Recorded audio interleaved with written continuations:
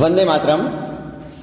विद्यार्थी भाइयों और बहनों, कई लंबे समय से हम सब घर में बैठे बैठे नीरस और गतिहीन हो गए हैं। तो फिर चलिए आज हम कहीं घूमने चलते हैं। हमारे भारत में अनेक दर्शनीय प्रांत है। हमारा राज्य गुजरात उनमें एक अनूठा राज्य है।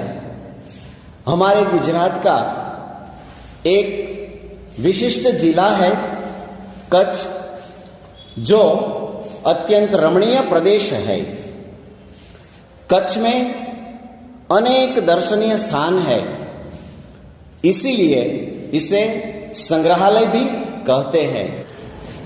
कच्छ के ऐतिहासिक, सांस्कृतिक तथा धार्मिक स्थानों का महत्व आज भी कायम है।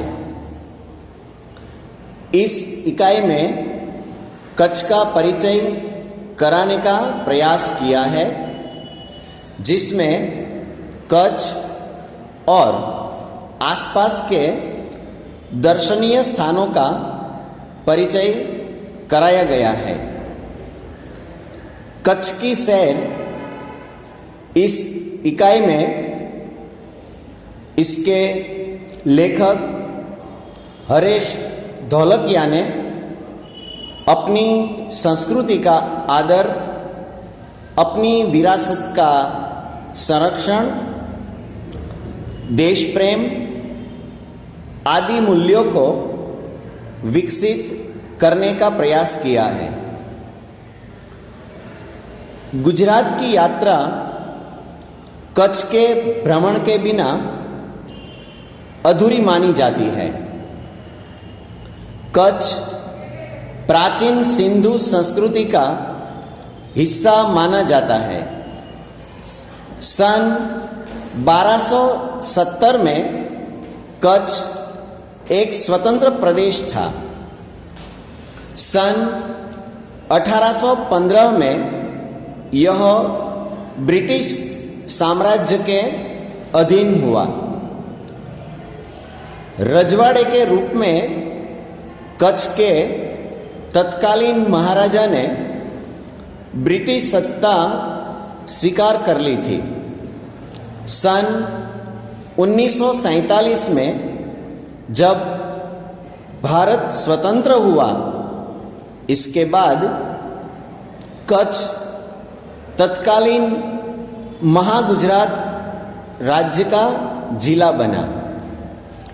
सन 1950 में कच्छ भारत का एक राज्य बना।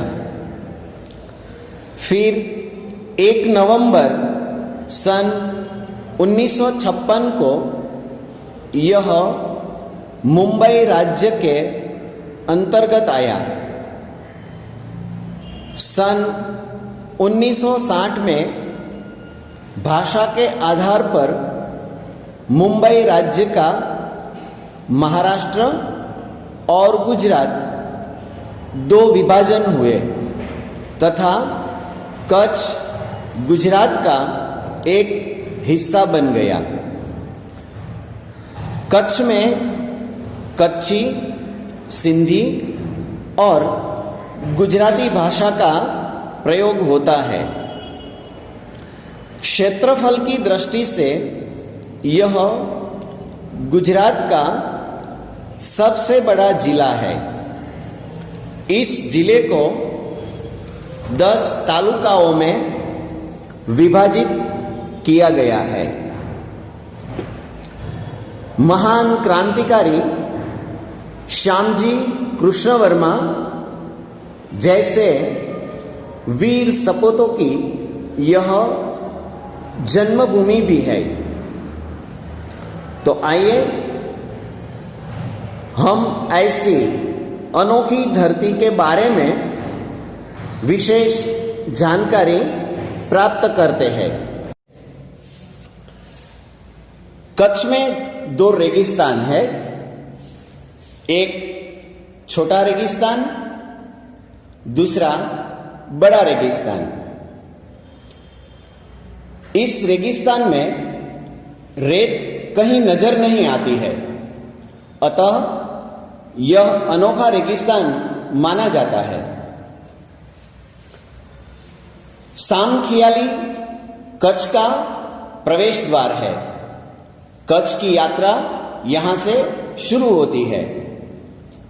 सामखियाली से उत्तर दिशा की ओर यात्रा करते हुए रापर नाम का स्थल आता है, वहां से धौलावीरा आता है। धौलावीरा में 5000 साल पहले की हमारी प्राचीन संस्कृति जो बहुत प्रचलित है, मोहेंजो-दड़ो का स्मरण होता है। सामखियाली से पश्चिम की यात्रा करते भचाऊ गांव आता है। भचाऊ वैसे है गांव, लेकिन नगर जैसा लगता है। भचाऊ से आगे गांधीधाम औद्योगिक कारखानों का बड़ा शहर है। यहां औद्योगिक विकास ज्यादा हुआ है और गांधीधाम में सिंधी प्रजा पाकिस्तान से आकर स्थायी हुई है। वहां के आदिपुर में गांधी स्मृति तथा पास ही में कंडला बंदरगाह है, जो हमारे देश के विकास उद्योग के लिए बड़े प्रचलित है। कंडला से दक्षिण की ओर भद्रेश्वर अति प्राचीन जैन यात्रा धाम है। यहां भद्रेश्वर में 2500 वर्ष पुराना संगमरमर से बना जिनालय भूकंप में खंडित हुआ था। कच्छ में मुंद्रा शहर जो है वो तहसील यानी कि तालुका मुख्यालय है।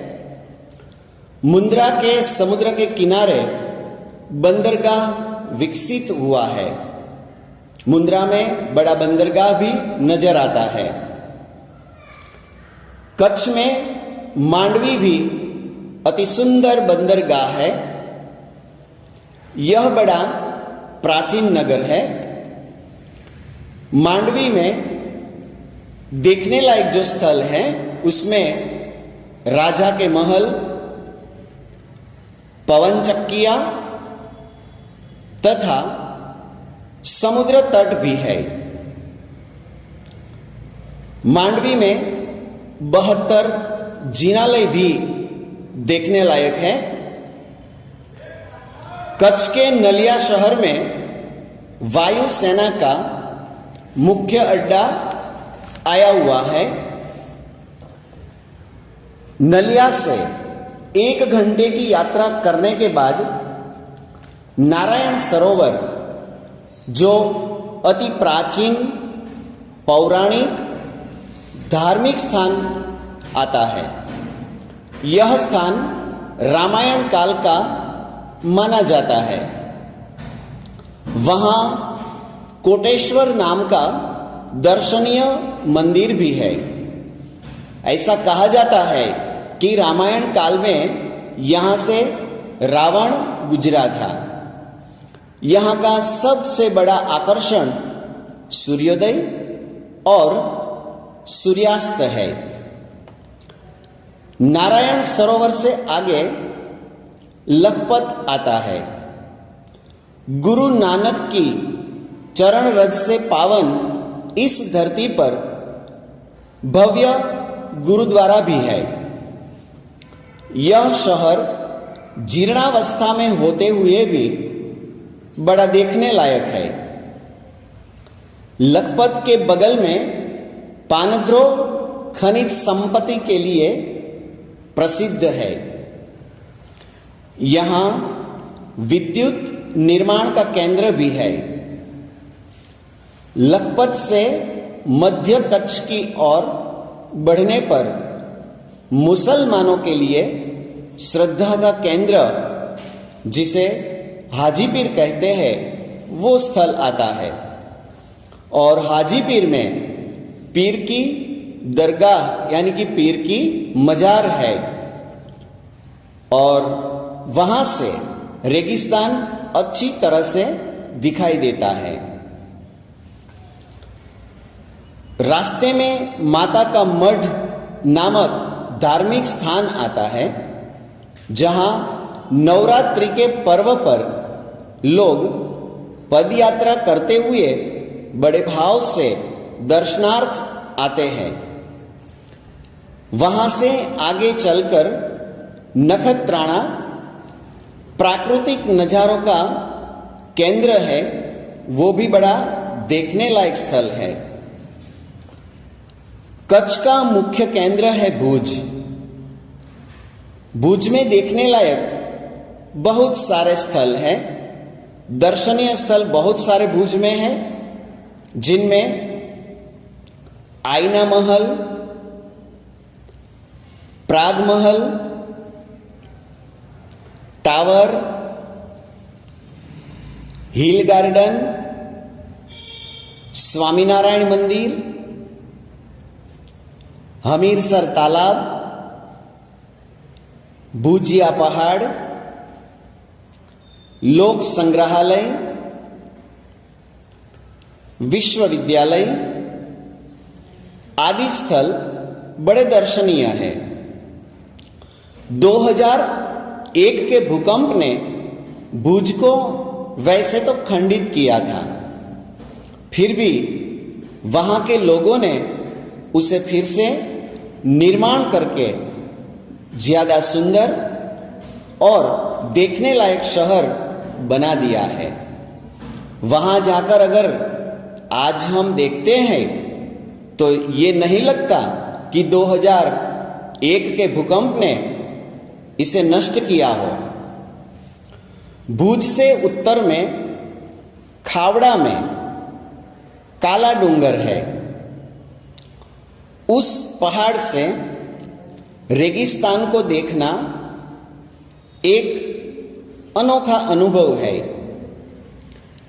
वहां पर सरकार और स्थानीय जनता द्वारा हर साल रणोत्सव का आयोजन होता है।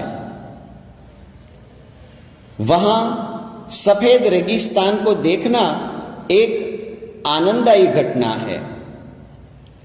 रण तो बहुत सारे होते हैं, लेकिन ये सफेद रण को देखना बड़ा रोमांचित होता है। भुज से अंजार भी जाया जाता है। अंजार में जेसल तोरल की स्मृति में मंदिर बना है, जो एक ऐतिहासिक स्थान है।